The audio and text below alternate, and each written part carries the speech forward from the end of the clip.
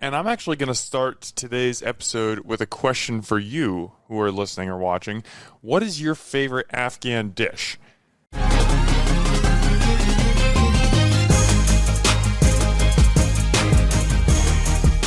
there, Omaha. Welcome into another episode of Restaurant Hoppen. I'm your host, Dan Hoppen, and I'm actually going to start today's episode with a question for you who are listening or watching. What is your favorite Afghan dish?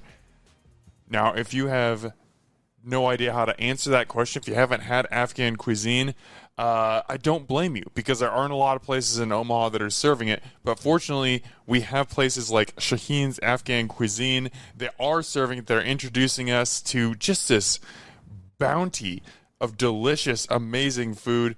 And here to talk about it today are some of the owners of Shaheen's. We've got Omed and Waheed Shah. Guys, welcome to the show. Thank you for having us. Okay, so I want to start off just kind of with a broad examination of Afghan cuisine, because I'm guessing a lot of people who are listening or watching to this haven't experienced it. When you talk about this style of food, the flavors, the spices, the dishes, like, what are some of the kind of hallmark things that make Afghan food really stand out? I think the first thing is the spices. Afghan spices are very different than most Indian and Middle Eastern spices. How so? They're very different in terms of like spice levels. They're not very spicy, but they have a little kick to them. But they don't like. I wouldn't compare them to Indian spices. A lot of when we use our spices, we get them exported straight from Afghanistan, so they're very hard to find. And then just overall, all the dishes, I always say to people, it's a different category than Middle Eastern food, because you have kebabs all over Middle East, but Afghan kebabs, the way you marinate them, the spices you use are very different. So I would say it's a different category. And how do you guys marinate the kebabs? What makes that different? The process all over, we limit the spices. We try to limit as much spices as we can. Use 4 to 5, less even, so that way you can really taste the food without having too much spices in there. I like that. You keep it simple and allow the actual protein or whatever you're highlighting to be the star. Yep. Okay. Yep. Gotcha. Shaheen, what do you think when you think about Afghan cuisine? What are some of your favorite dishes, or what are some things that really stand out to you? Me personally, I don't really like a ton of spice, so I think that's what does it for me. Most of our dishes, they don't have a ton of spice. It's a lot of flavor, so that's what sticks out to me most. Okay, fair. I found a quote from you, Omed, in a previous interview that you did, where you said, we just want to bring the food to Omaha and have everyone taste our culture. And I think that that's something that is really special about Shaheen's and your dad, when he opened this restaurant. I mean, there are so many people in Omaha, myself included, who would never have this food, never have an opportunity to try it, if not for you guys bringing it to us. When you think about that, this food that is so meaningful to you, you're the one who gets to introduce it to hundreds of thousands of other people potentially. How meaningful is that? It's an honor, We have a huge community here, so we've always wanted to. My dad's always been a fan of cooking and showing people what our food is like. So especially in a place like Omaha, where it's so diverse, you have all types of restaurants. Before we opened it, we would always, sometimes when we would go out to eat, we always wish that there was an Afghan food restaurant. So it's probably one of the biggest honor in opening and having a business like this, where you can show your culture through food. I feel like food is the most important thing, because everybody likes food. So it's an honor. So. Okay, so before we get any further, if anybody's listening to this and is just like, I want to try Afghan food, these dishes sound awesome, Shaheen's is located off 61st and Maple. Mm-hmm. So just right in the Benson neighborhood, want to make a note of that. So you talk about when you were younger, you would go to restaurants and be like, man, I wish we had our food here. Mm-hmm. Did your dad have any background in the restaurant industry? My dad's not as much. He's worked in a couple, not like too much of a experience in restaurants, but he would always make food for us at home, big platters, like the kebabs we have in the restaurant. So he would make platters like that every weekend, every other weekend. We would always tease him to open a restaurant. So it's always been in the back of his mind, but not too much experience in restaurants. Do you guys remember like those first discussions he had? Because the original Shaheen's opened in 2020. 2020, yep. Do you guys remember like the discussions when that started to feel more real? I mean, you were joking about, oh, Dad, your food is awesome. You should open a restaurant. But then like when did that start to feel kind of real? Like, wait a second, are we actually doing this? Uh-huh. Yeah, so it was when like every weekend my dad would have like his friends and brothers over, and so he'd cook for them and stuff. And then I feel like that's when it really kind of kicked in with like my uncles and his friends were telling him like you should open a restaurant, you could really do this stuff, you're like a chef. And that's when he was like, oh, okay then. And then he started looking for it, and that's when it started becoming real. Okay. Yeah. We'll get into the backstory a little bit more because I just can't wait to tell. I wish that Shaheen could be here with us today, but he's busy. He's out doing chefy things. That's totally okay. You guys are doing an awesome job. You mentioned a little bit, Omed, about culture. How important is food and eating together in Afghan culture? It's everything. Just starting from like eating. We have, even in the restaurant, which we'll mention later, we have like 3 private rooms where you can sit on the floor and like have like floor seating, so people would sit around. So back home, we don't have like regular dinner tables where you would sit on on chairs and eat. Every time for breakfast, lunch, dinner, everybody gets together around like a mat and they eat together. So I feel like that's, in our culture at least, that's the number one thing that brings everybody together. They just sit around table and kind of have conversation about their day, and most of the time it's like that. So it's very important to us, and in our culture, everybody is used to that. How, especially in America, which is a place where so much food is eaten on the go, families are very rarely sitting down for a meal together. It's kids watching TV, or everybody's just throwing food down as we take the kids to soccer practice, whatever it might be. Like, how important is it for you guys to provide that experience where it's like, no, here we're going to slow down. This is what it looks like to us, because food isn't just calories meant to be consumed. It can be delicious, but it's also time spent together. Yeah. Most families, Afghan families are very big. They're huge, like not 3 or 4. Like even us, we have 5 sisters and 1 other brother. So everybody throughout the day, they're busy doing their own thing. So that time that we spend together eating is like our time together.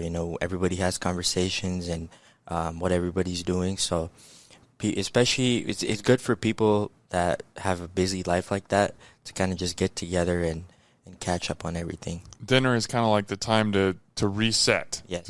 Everybody catches up with one another, figures out what's going on in each other's lives. And okay, that's really cool.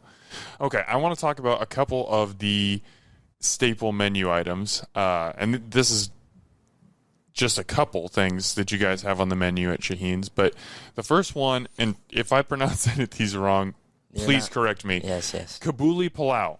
Is that the correct pronunciation? Yeah. We pronounce it Kabuli Palau, but it's easier for people. Okay. Kabuli Palau. Well, I want to pronounce it right, so thank you for correcting me. Yeah.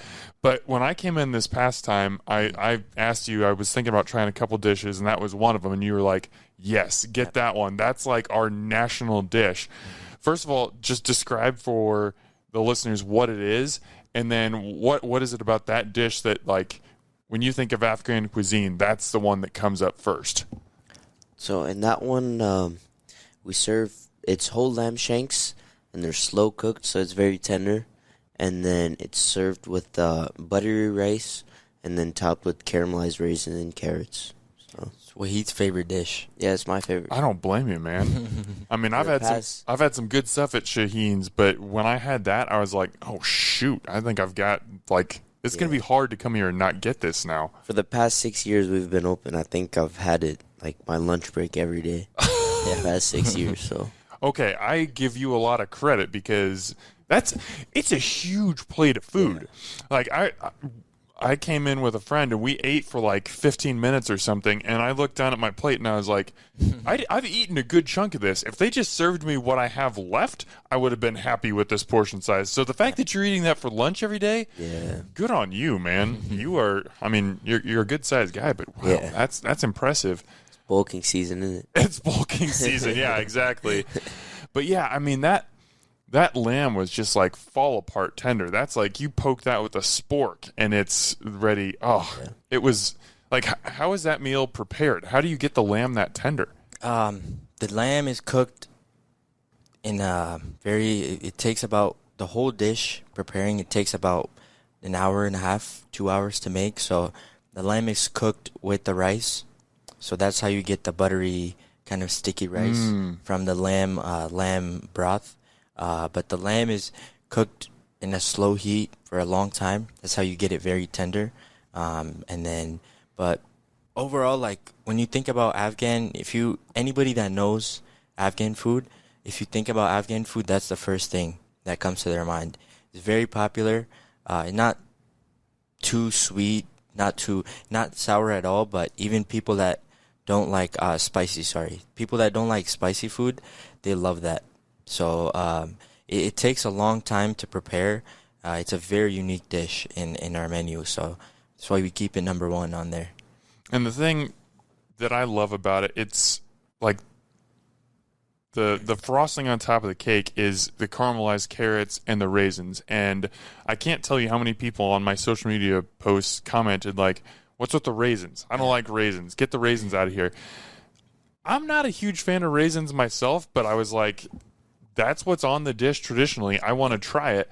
And the carrots and the raisins just add that little bit of sweetness that kind of like cuts, because it's a very rich dish with a lot of meat. You mentioned like even the rice is like soaked in that lamb juice and the broth. But then you get that sweetness that just kind of adds those little pops, and it just brings it all together so nicely. Yep. Even I for a long time, I haven't been a fan. I would always eat it without the carrots and raisins. But the more you eat it, like, it just belongs. I feel like raisins and carrots, Kabuli Palau is the only dish that belongs on there. Just brings it all together, like you said. So fair enough. Yeah. Okay, so every culture, I feel like, has its signature dumpling somehow. Whether we're talking pot stickers, momo, gyoza, pierogies, samosa, and Afghan cuisine has the mantu. What about the mantu makes it a unique dumpling style offering? I would say I feel like, at least I know, most dumplings are fried. We steam ours so it's ground beef, seasoned ground beef, and then we steam that in the wonton wraps. There's a couple of different ways that people make it. When we steam them, we top them with lentils, split lentils. Most people have them with beans, like baked beans. You would have those over it. Interesting. But I feel like that's probably next to the Kabuli Palau. That'll be the first like appetizer in Afghan cuisine. It's very, very popular. Some people have them with I forget, green onions. There's a type of green onion. So without the beef, you would have it with green onions. Oh, vegetarian. Yeah, vegetarians. Very, very good. But that's probably one of the most popular items as well. It's very different. A lot of people that try it, they're used to like the other momos and fried dumplings, but I feel like that's probably one of my favorites too. Having everything together, topped with the yogurt as well, it just it hits every spot. So I hope you guys don't find this offensive, but when I had the dish, my dining companion, we were trying to figure out how to describe the flavors, and he's like, it's kind of like an Afghan runza. And I was like, that's really weird, but somehow accurate. Like, I'm kind of getting those flavors. Obviously, like, not fast food quality in any way, but like homemade. Yep. But just the seasonings in that beef, but the yogurt, I think, is what sets it over the top and really separates it from other dumplings. There are other dumplings that have dipping sauces or, you know, a broth or something like that. But to have that creaminess with the tender dumpling wrapper as opposed to the crunchy fried, I do think that's kind of what makes the difference with that dish, and it is very, very craveable. Yeah. Another dish we got to talk about, and that's baklava. Oh yeah. And I think I told you this when I came in, but like, I'm not really a big baklava guy. Like, I can take or leave it. It's fine. It's here or there. Your version, I housed the whole thing and was just like, I would eat another one if they put it in front of me right now. Is there something special about Afghan baklava, or how is it different from Greek baklava? Just tell me about this dish, or whichever direction you want to take it. There's lots baklavas around Middle East. A lot of people have it with, I don't know if you've seen that, it's a type of cream cheese in the middle. Really? We make, I think in Turkey or somewhere around there, they have it like some type of cream cheese in the middle. Like, even with all the other dishes, we try to make it as simple as we can, but we try to have it pop. So we make it, I wouldn't say it's too different, but we have ours with just crushed walnuts, pistachios, and then just topped with like crushed, like very thin pistachios. And then there's 7 layers of phyllo dough on each side. And then with we make, a lot of people have it with honey, but we make our own in-house, like a syrup type of thing that makes it very different. So it's not very sticky. It's not too heavy. And I've had a lot of people say the same thing. Like, they have other baklavas, but where it's very heavy, they can't finish the whole thing. But with ours, it's light, and you can have a couple as you want. So I think what you hit on there at the end is exactly what I was thinking. Is so often baklava is just it can be just like cloyingly sweet, and you take 2 or 3 bites and you're just like, okay, I've had my sugar intake for the next 3 days and I'm good to go. But yours, I mean, obviously it's a dessert. It still has that sweetness, but it's not overly so, I would say. Yeah. That's what my dad tries to hit on as well, is with every dish, he doesn't want to overspice it. Like, of course, everybody likes the spices and how they taste, but we just try to limit everything so you can taste the actual authenticity of the food instead of just having too much sugar or too much spices on there. I love that. Yeah. Are there any other dishes on the menu that you guys want to highlight, whether they're your personal favorites, whether there's something that's really important to Afghan cuisine? Any other dishes that stand out to you? I'd say my personal favorite, the wings. The wings? Yeah. Really? Have you not tried? I've not tried them You yet. have to, man. You have to. They're, I'd say, the best in town, but of course I'm going to say that. You have to try Might be slightly biased, but I still respect your opinion. If you try them out, you'll know what I'm talking about. Okay, so what makes them good? Are they fried, baked, smoked, grilled? What are we talking here? To be honest, our wings are both grilled and then fried. Gotcha. So, and like, the only difference that makes we've had a lot of wings around town as well, but the spices that we use are just very different. The seasonings, they just belong on the wings. So we grill them, marinate them very, very nicely, and then we grill them. Once they're nice and cooked, then we fry them, very crunchy. Okay. Crispy. Okay, noted. Now I need to get the wings too. Yep. Yeah. The wings, my personal favorite is probably the tandoori chicken. I don't know if you've had it in other cuisines, but it would be half chicken, bone in, of course, and then similar seasoned with like the chicken wings, and then grilled and fried as well. I can't finish the whole thing, but when I do, it makes me go to sleep. It's really, really good. Fair enough. I've had the Indian version. That's one of my favorite dishes to get at Indian restaurants, but I'm sure it's a different flavor profile, and okay. way different. So I've got a couple new dishes that I need to try now. Lamb chops too. The lamb chops? Lamb chops are very popular. I had one of the lamb kebabs, but I've not had the lamb chop, so... Lamb chops are really good as well. Okay. We've got any dish you try, you'll be your number one. So. Now, there's... It's whatever your taste buds like.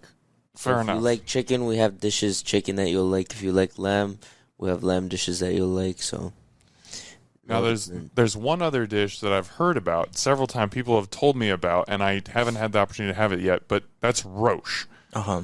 What's roche, and why do people keep telling me about this and saying I have to try it? Roche, for even when we opened the first restaurant on Pacific, it was a weekend special, so only Saturday and Sunday. Roche, the closest thing for the people that don't know, I would compare it to like a pot roast. Oh, Kind of like a pot roast.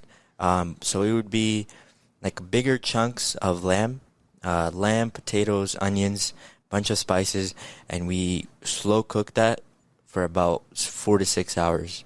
So it's very, very well done. And then it's very heavy as well, I would say, oily. A lot of people like it that way, so that's probably my dad's special. So we made that even in this restaurant, a weekend special as well. So it takes a long time to make, and then it's very different from other foods. A lot of people I know here, they like to have like steak, medium rare, and all the other rarities, but this one is very well done. Like the meat will just fall off the bone, but a lot of people liked it so far. But the only thing that separates it from others is that it's a slow cooked dish with everything in there: lamb, potatoes, onions, garlic. Garlic's my favorite in there. It's slow cooked. It's very, very good. Okay. Yeah. So now I have like 6 more dishes. Yeah. Basically, I just have to explore the rest of the menu because there's so much good stuff there. And it's so interesting because, like, I just want to give you guys a plug. Like, you come and you get a chicken kebab or a lamb kebab. You have this idea of what that's going to look like and what it's going to taste like in your head. But the spices are so unique that it is a completely different dish. So, yeah, people, you got to get in here. And a great opportunity to try a lot of the different food. We just kind of went through this period, but that was during Ramadan. Yep. During the entire month of March, you guys did something really special. As opposed to serving individual dishes at night, you guys had a buffet where people could come in and they could try several different dishes, and there were also like specialty dishes that aren't normally on the menu. And correct me if I'm wrong, but in doing research, like Ramadan includes fasting during the day. Then at night you break the fast with iftar, and this is a time of community and celebration. And obviously, most Americans don't celebrate in this manner. But what was it like for you guys to bring something like that from your culture and kind of impart it here? We tried Ramadan once last year when we first opened. Ramadan is a very special month for us throughout the whole year. It's probably the most important. So we fast from sunrise to sunset. And iftar is probably, like I said, it's like just everybody comes together, just eats together. So it was a great opportunity. The reason we did that is because the one we had for the people that are fasting, it's easier for them to kind of just come in once it's time to break the fast, just have everything ready instead of ordering, and because most of our dishes take about 20-25 minutes to make, so it's easier for them to have that stuff ready.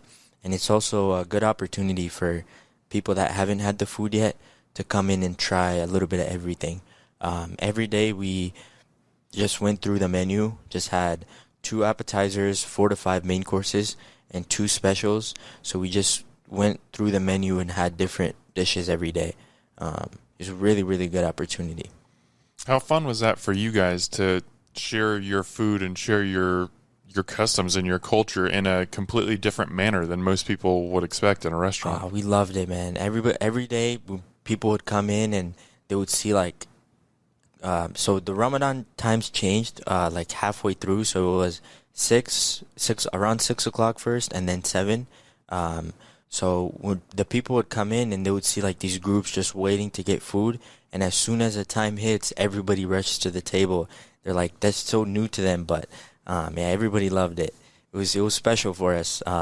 Just having a place where our community can come in and just feel like at home. So, What is it like for you guys when somebody comes in and tries Afghan food for the first time, and they tell you, hey, I'm not, can you walk me through the menu? Can you recommend some dishes, whatever it is? And then you bring the food out to them and you see them take those first bites and they kind of have like that aha moment where it's like, oh, this is good. Mm-hmm. What is that feeling like for you? it's the best. It's the best feeling. It kind of just like you kind of see your work, and the number one, like we said, showing your culture. That's the point where it hits.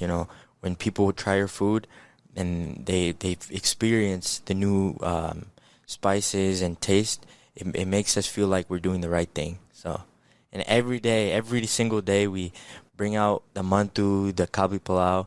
We just see people with the new reactions every single day. So it's the best part of our day for sure. Do you guys have any like really memorable ones over the last couple of years where it was a comment someone made or a reaction they had where you were just like, oh wow, like this is really cool. We're making a difference here. I think the number one I always remember. I think she commented on the post too. She came in. This was in our old spot. So she came in. She had the food. Really, really liked it. And then she had the tea, the green tea. And a couple minutes later, she came in and she was like, "I want a gallon of it." So a gallon wow. of the green tea. Uh-huh. So that was probably one of the ones that sticks with us the most. So there's a lot, Everybody. We have return customers every single day. We have people, one day they'll come in, they'll try the food. The next day they'll bring in, 5, 6 more people to kind of and then they'll just take over our spot and kind of explain to them how the menu is and how good everything is. So, yeah. Okay. Now, correct me if I'm wrong, but you guys moved to the U.S. in 2015, right? 2014. 2014. Yeah, October of 2014. What do you guys remember about living in Afghanistan, and how did you end up in Omaha? We were way younger when we came here, around 10 years old. But my dad's worked, he's been a translator. So we have a big family here as well. Four uncles. My grandma and grandpa live here as well. So my dad's worked with the military as a translator. So they have... he was a U.S. Interpreter for about 7 years. So he worked with them, and then through them, that's how we got here. Every interpreter, they get a special, I believe, I don't know the specifics, but they get a special visa where they can come in and just like permanent residency. So that's how most of my other uncles came here. We're probably the last ones, I believe, to come here. So, but we haven't been back home ever since we've been here. So the memories are kind of like fading away. But it was just, nothing feels the same like home. Everything, we would just wake up every day, go to school. It was like it's very different from here. You have not freedom, but you would just be out and about. Where here, I've noticed even everybody that's came here the past 2 years with everything going on back home, they say that you get way more busier here. You have occupied. Way more occupied. Everything is so structured here. Yeah. Everything you have to do it on time, where back home you just have like a couple days where you work, and then the next couple of days you're just doing whatever you want, But that sounds very freeing. I'm jealous of that. It sounds awesome. You can work like 2-3 days and then take off the rest 3-4 days and work 2-3 days again. So like here, for example, like if you take $100, it'll last you 2 to 3 days. You fill up your gas for 40 to 50, where back home, $100 you could go, I don't even know, 3 to 4 days on a trip with your friends, it'll last you a week, way more than a week. Yeah. So that's very different as well for us. But the number one thing is like the freedom. You would have way more time there, a lot more stuff to do because of that not having a structured schedule.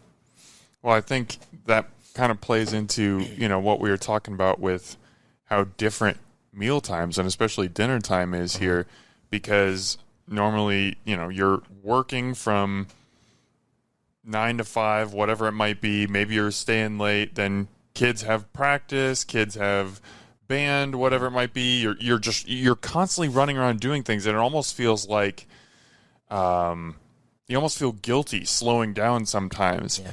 And I think that's the opposite of what we should be doing, especially around a meal. Like, that's the perfect opportunity to just kind of slow down, catch up, and spend some time with the people who matter most. So I love that you guys are at least continuing to do that, or doing your best. Our dad, we've been here for 9-10 years now, and his number one thing he's always told us was just don't, forget your culture and how you do things back home. Where back home, it's people would wake up in the morning, everybody would have breakfast, they would go out and do whatever work or activities they have. For lunchtime, everybody comes home, so they have lunch together. And then after lunch, people do whatever they want, and then they come back together for dinner. So we try to stick to that schedule and kind of have family time every single day, and not be too distracted with everything else going on. Mm-hmm. Yeah. Was your dad always a really good cook? Always. Yeah. We would always, here, even back home, he's always done cooking for us on the weekends when he would have off time, and he would make every single week he would make stuff we weren't even used to. So that's my dad's always been, I think he's probably one of the best chefs we've ever seen. Up there with Gordon Ramsay. Yeah? Yeah, Gordon Ramsay, if you're watching this. I don't know if this one's going to make it to Gordon Ramsay, but if it does, let's go. Yeah. I would take him in a third We're trying round. to get him on a show like that, like a cooking on show. some kind of Food Network show? Yeah. Which one? Specifically, do you know? Not really. I'm not really into that, but I think he will do really, really good in there. So, is he one of those guys where you can just he can just open up the pantry, not plan it out at all, but just open the pantry, be like, okay, we've got that, okay. Yep. Yes, I have a dish. Literally. Yes. Really? Yeah. Yes. A lot of the food he's made it like that. He can make anything from He'll make a dish. You give him. And then make another dish out of that dish, make another dish out of that dish. So, yeah, he's good. It's like Inception almost, a dish within a dish. Exactly. Within a dish. Yep. It just keeps repopulating itself. I mean, you guys talked about it a little bit, but you would poke him and say, hey, you should start a restaurant. But to start a restaurant is a really big deal, especially, you guys are talking about he had a really stable job. I mean, I guess this would probably be a better question for him, but as those conversations were becoming more real, what was that time like for your family? What do you remember as, it hadn't been decided that he was going to open a restaurant yet, but it was kind of well, maybe we should actually do this. Yeah, during the time, we would always, tease him, and then he would, when we got a little bit older, where everybody were at the age where they needed to work, that's his number one thing was he wanted to have a business where all of his kids could work together with him, and having a restaurant was the best thing. So when we opened the place on Pacific, it was a small restaurant, and then a grocery store next door. So it was a perfect opportunity for him, where he just didn't even think about it. He thought it was the best idea. So we opened that, and he achieved what he wanted. He didn't want his kids to work at, for example, McDonald's or Target, and everybody works at different places. He wanted everybody to be together, grow together, and just learn every single day from each other. Everyone under his hand. Yeah. So you could watch everyone. So we're talking, counting you guys, 8 kids. Yeah. everybody works at the restaurant? No. When we first started, we have me and him would work. Two of our older sisters, they were like the main chefs. Okay. So they kind of just looked over the meals and everything. But everybody else they're younger. So one is right now he's I think 4 years old, 4 or 5, and then the other two they're in middle school. Okay. So a little too young. Yeah. But most of the time it was Waheed was we would switch off when we had the older place. So he would work like 6 months, 7 months in the store, and I would work in the restaurant, and then we'd switch off, just so we can have different experience in both types of businesses. So, do you remember what was the original thinking because it's like opening a restaurant is difficult enough. To add on to that and say, yeah, we're going to open a grocery store alongside of it too. What was kind of the strategy and thinking behind doing that? At that time, 4 or 5 years ago, there wasn't any. There were a couple of Afghan, like Middle Eastern stores here. One of them was his friends, one of his best friends. They had it. So when he came around that space, they wouldn't give it to us without the store. So we just thought about it a little bit, and we thought it'd be a good opportunity for us to just have a restaurant. Because if you go, I think Texas, California, Virginia, most Afghan restaurants you see, they have a supermarket next door. Both of them work out very well because the meat, we can't just get meat from anybody else. It has to be halal meat. So the store helps out just having that halal meat right next to you, the spices, it all works out together. And then the number one thing was just for the community. We wanted to have both places for the community and just come here to have a one-stop shop with everything in there and then having a restaurant next door. I just think it would be, and we have a couple other restaurant, like small shops around Omaha, and the thing that I love about it is you can go into the restaurant and you can experience like this different food, like the unique spices and meats like you're talking about, and you can be like, well, I can't recreate anything like this. When you have that shop, you could go next door and, and I mean, no, you're not going to be able to go home and make your dad's food, but you can at least have some facsimile of it and be like, okay, I get to play around with these spices that I'm not going to find at Hy-Vee or Walmart or anywhere else. So I think that's really cool. For you guys personally, you mentioned kind of working 6 months off and on in each location. What were the main differences for you? Obviously, very different responsibilities, but what were the main differences in those two jobs, I guess? The supermarket is a lot more responsibilities. You have to do the ordering.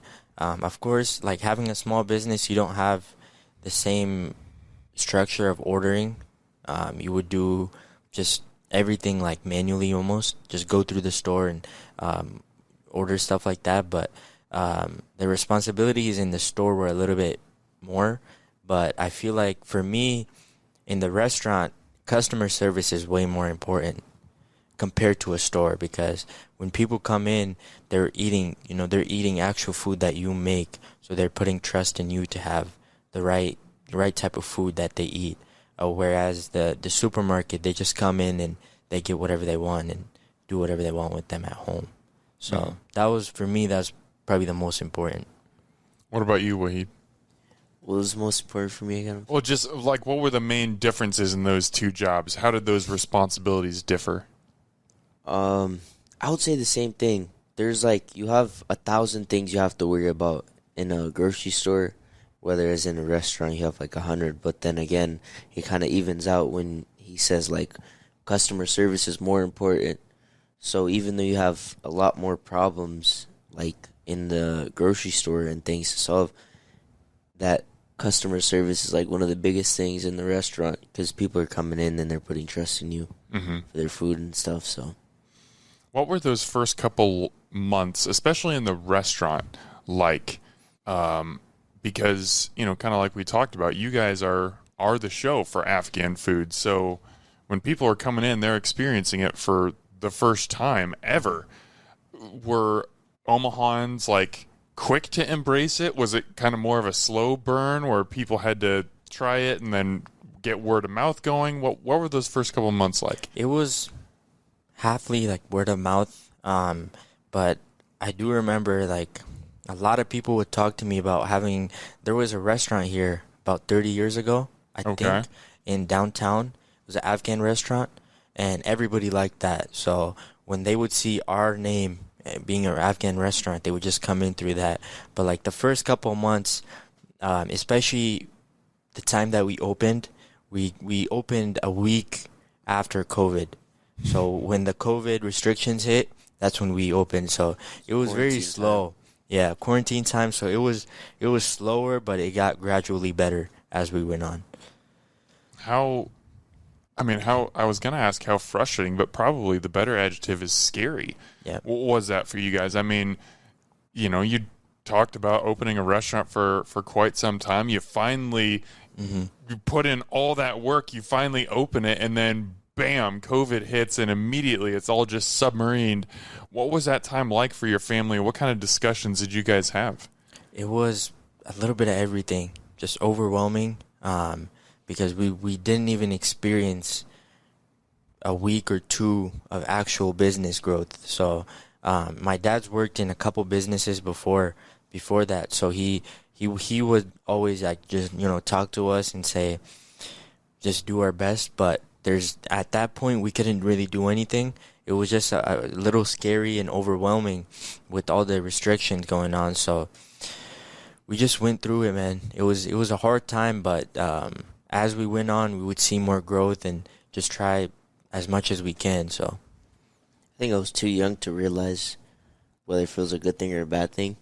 I always thought it was a good thing because you had nobody coming in, anyone coming out, so you had time to put up the shelves. When groceries come in, you have time to put everything up. So I kind of thought as a good thing, but at that time I was too young to realize there's no sales what was going coming on. in. Yeah. he didn't. So, he would work and no sales, but I feel like it was very quick. As time went on, we kind of realized it more that it takes time.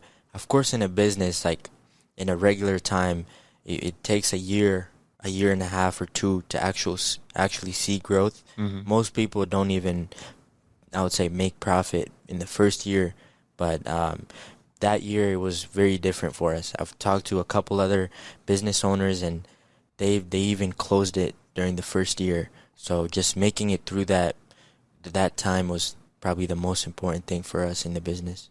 Well, I'm sure it was especially weird for you guys because you've talked about how important it is for this food to be shared as a family, as a group, as a community, and all of a sudden there's no community. Everybody's separate. Like nobody's in the restaurant. These meals are being taken to go, and you have no idea, what's happening with them after they leave the restaurant.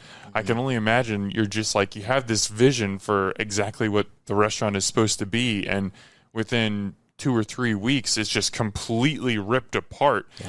How close now is Shaheen's to the original vision that you had for the restaurant? We're getting closer and closer, We have, our number one thing is just show, the whole Omaha our food, and I feel like we're getting closer and closer to that. Having people like you guys just getting the word of mouth and showing everybody. I feel like Omaha is, I've been to a lot of other cities, but Omaha for the food scene at least is really, really well, and it helps a lot of small businesses. Whereas if you go to any other community or city, people just try to do everything by themselves. But we're gonna try every single day to have everybody in Omaha try the food. So you moved to the Benson location in March of 2023. What was the thinking behind that move? We had, when we opened that first restaurant, we had a lot of people coming in, and they wanted, the first thing I would say was that the space was a little bit smaller. I don't know if you've been, but I've not been to the original location. It's probably a little bit bigger than this office, but oh wow, it would that's a little like, place. Yeah, probably 30, 30 to 40 people. So during that 2023, we moved house. We moved to Gretna, so we kind of had the vision of having another restaurant as well. We were in search around Maple Street. Maple Street was our number one thing, anywhere from 62nd up until like 180th in Maple. When my dad saw the one in Benson, he just fell in love with the community, like the area. There's a couple other cities where we've been where it's kind of like the same, but it's only Afghans. So it'd be like a Benson, but only Afghan people. So he really liked that. We went and saw it, and the foot traffic was really well. His motive was to have a place like we have right now. We have 3 private rooms. People can sit on the floor. We have like a small masjid in the corner where people can pray. And overall, it was just a bigger space. It was a big risk, but he was willing to take that. So, how important was it to install those private rooms? oh, very important. Like I said, like back home, if you go to restaurants, you don't have any. Of course, you have tables, but it's mostly private rooms, floor seating. A lot of people that go out with families, they want privacy. So even here, we don't have that many Afghans that go out to eat, but when they do go out to eat, they want to have that privacy with their family. And just very traditional, so that's very important to us in that aspect.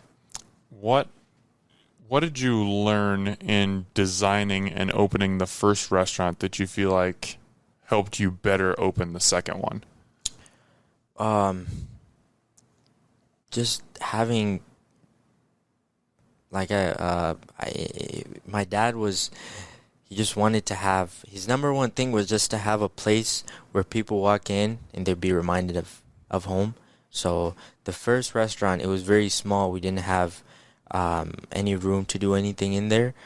So he just kind of took that and just thought about what he could do in a place that big. That's how we brought everything together, and he just designed the whole thing. So we didn't really have any architects or anybody help us design, so he just did the whole thing himself. Translator, chef, architect. Literally anything. Do we need to put any other titles on your dad's business card here? Just jack of all trades? He's done a lot of stuff. Been a carpenter, railroad. He worked for a railroad company. Really? Yeah. He's only done hard jobs. So like Yeah, he even really has. yeah, when we came here in the US, his easiest job was gas station. But even it was my uncle's gas station. But even when he was working at that gas station, he was working like 48-hour shifts, 24-hour shifts. He told me one time he's done 72-hour shift, Ugh, 3 days in a row, that's brutal. no sleep. So, Goodness. but even when he's done the easiest job, he's took it to the extreme. So, How proud are you guys of your dad? I mean, and what he's been able to build and create here. I mean, to think that he's not a chef, or I'm sorry, he is now, but he wasn't a chef. He was a home cook with a job and everything, and now you guys have a restaurant that's been open for 5 years, and he's provided jobs for you. Like, how proud are you guys when you think of what your dad has accomplished? We can't even, there's can't no put it words. into words, you man. know. That's why we try every day just to pay it off to him. But I don't think there will be a time where we can get to that point. But he's always put us first, and Everything he's done is for us. so, like, the number one, I don't even know where we would be at right now if we didn't have a restaurant, because a restaurant and a supermarket, because it's taught us so much stuff. It's gotten out of, when we first opened, like, we weren't at home, playing Xbox all night. Instead of that, he helped us get a head start in life than most other people. Like, he's 17 right now, I'm 19, and right now we know a lot of stuff about mostly any type of business, because he just teaches us every day new things. So he gets us ready for everything else that's coming up. You're 19? 19. Holy smokes. I had no idea. You have the professionalism of someone at least a dozen years older than you. Like, you guys are literally half my age and, like, running a restaurant. That's incredible. All credit to my dad. All credit. Fair enough. Yeah. We talked about that original location. It's temporarily closed now, the first location, along with the grocery store next door. What are the plans for that in the future? Is the original Shaheen's going to reopen, or are you guys focusing on that Benson Street location mostly? As of right now, we're focusing on the Benson. The original, there's always been problems with the building, so we just have it temporarily closed right now. The store is still open. Oh, okay. With the meats and some groceries as well, but as of right now, it'll be closed. Hopefully, this year we'll try to move out more west, and if we have the opportunity to, open another restaurant. But right now, it'll be temporarily closed, and just focusing on Benson. I feel like that's our most important thing because we've only been in business for a year, so it's important not to take our focus off of that. Mm-hmm.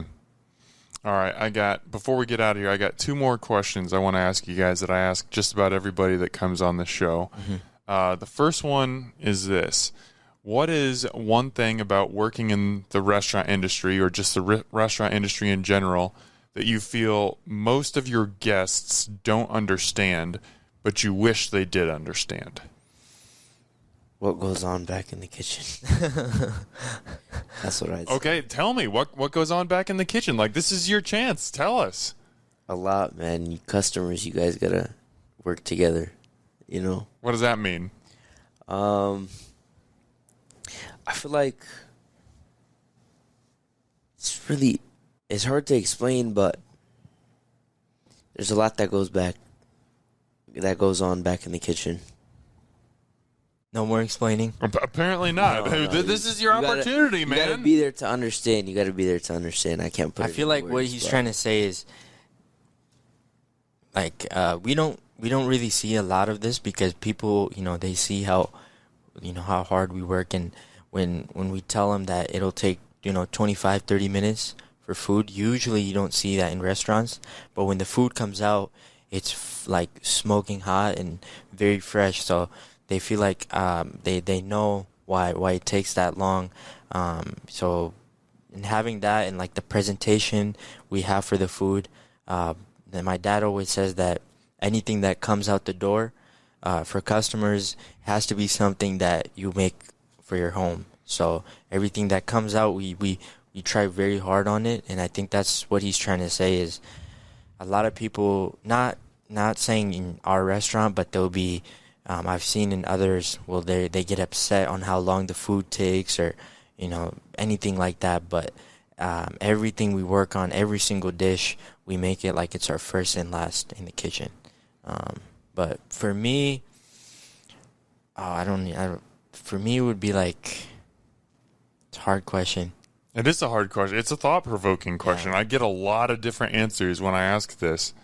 I'll give you a second to think about it. Just to play off your answer real quick, Waheed, is I've heard it said that, like, every person should work a year in the retail industry and a year in the restaurant industry. And if they did that and actually understood, like, what happens in the kitchen and all the work it takes to just put one plate of food together, have it come out on the right time, go to the right table, and all the elements of service come together, like, there would be so much more patience and understanding in this world. So what you said makes total sense. Like, I know me asking you to explain, tell me everything that goes on in the kitchen, like right here, that's impossible. So sorry for putting you in that position, but just, I think you're totally right. I think it's just, people just think that, they see, well, when I drive through McDonald's, I'm getting my burger in 3 minutes. Why does it take 25 minutes to get my lamb shank? That's a ridiculous question, but that's what people form in their minds, especially, I think, in our microwave society now. We just want everything. Exactly. If you're going to get really high-quality food, a lot of times it takes longer to get. So I would just build off of that. I feel like that's in the restaurant business, for me, that's the most important thing. A lot of the times we'll get customers that'll want a kebab. They'll call in, they'll want a kebab, and they say they'll be there in 10 minutes, and they want it ready in 10 minutes. So having kebab ready in 10 minutes, unless you want it really, really rare, you can do that, but it's going to take a long time. So I think what I would want people to like know is how hard what I've seen. Much work is done back in the kitchen. We don't really work, of course, in the kitchen that much, but what we do is how I manage the restaurant is we try to keep everything very clean and just a place where people can come in and they don't have one thing to complain about. So it's a very hard business being in, but I just wish people knew how hard every restaurant, not just us, especially a small restaurant. There's so much that goes on before people come in and they eat. And for me, like every time people come in, I just always ask them, if there's anything wrong that we can do. Because I don't want them to feel like there's something wrong with the food and they can't express that. So awesome. And then, sorry, go ahead. No, you're good. Time is never really a problem when the food comes out and they try it. Yeah. So even if they wait, sometimes like some kebab will take a little bit longer than others. So they'll be like, oh, where's the food? But then when it comes out, they say it's worth the wait. So. And I want to be perfectly clear. Like, yes, we're talking about, yes, you do have to wait a little bit longer for some dishes. But in my experiences at Shaheen's, I've never felt like, oh, I'm waiting super long for this food to come out. Normally it comes out within 15 or 20 minutes. Maybe it's a little bit longer, but you can order some appetizers to space things out. Like, I feel like we're highlighting that it takes a long time sometimes, and I've never felt that as a diner at your restaurant. Yeah, most of the things like the Kabuli Palau and a lot of the rice dishes, they don't take that long, but I would say like the other probably 70 to 80% of the food, it's mostly like grilled. So as soon as you put in the order, it goes on the grill. And of course, like sometimes a meat will take 20 minutes, sometimes it'll take 30 minutes, but like Waheed said, like sometimes even when the food takes 30 minutes, people are hungry and they're gonna ask, but once we bring out the food, everybody says it's worth the wait. It's worth it, yeah. All right, and to get you guys out of here on a positive note, you have worked like a good chunk of your formative lives in a restaurant now over the last 5 years. What's your favorite thing about working in a restaurant or being a part of the restaurant industry? I can start this on meeting people. Oh, yeah? That's what I love about it. I got contacts of, like, people that own dealerships. I got a contact of a guy that mines Bitcoin. So that's interesting. That's my favorite part of, like, meeting people that do all kinds of stuff. It's the connections you get from it. So that's what I like. And then talking to. I'm a very talkative person. So once I start, I don't stop. So that's what I like as well, just talking to the people. So, for me, I think it's probably both things. But for the most important thing is just having more communication with people. Before I was always like not a shy person, but I didn't really like to talk. But as you, in a business like a restaurant, you're constantly talking. You're telling people about the menu and how you open and just have conversations of all types. So it helped me for my communication skills and just being more open to people. And right now I can have a conversation with anybody about anything. So, and then the number one thing, which my dad always tells us too, is just to have as many, not contacts, but connections with people. For me right now, I'm in the process of becoming a real estate agent. So in a couple weeks, I'll have that. And having a restaurant and a business is probably the number one thing for real estate agents. It's the number one, like the hardest job is to have clients. And having a business, just promoting yourself like that and already knowing people from our community just helps out a lot if you're doing anything else on the side. So you're 19, you're running a restaurant, and you're about to become a real estate agent. Man, you're just so lazy. Man. I wish you would get off your couch and do something impressive. Man, you guys are just too... I've had a lot of young people on this podcast. You are two of the more impressive, like, not even for your age. Just, I'm very, very impressed. Your dad has done a great job raising you. I haven't gotten a chance to actually meet him yet. Please, shake his hand for me, because he has done some great things. I'm very, very grateful to him and to you guys for bringing Afghan food to Omaha, because I wouldn't get a chance to eat this if not for you. And I have had great meals, but also understood the culture a little bit more because of that. And I find it very special. And people, you need to experience this too. Whether you've had Afghan food before or not, just go. There are so many delicious things on this menu. I've only had a very, very small portion, just the tip of the iceberg, and I would try anything on that menu just based off what I've had. I know it's going to be high quality. I know it's going to be delicious, and I know it's going to be a little bit different than something I've ever had before, which is really, really cool and a great experience. Guys, thank you so much for taking the time to come on the podcast today. And I'm just so grateful. Thank you. Thank you so much. It's been an honor. We've always wanted to have a conversation with you, so it's an honor to be here. So the honor goes both ways. Thank you. Omaha, as always, thanks for eating with us.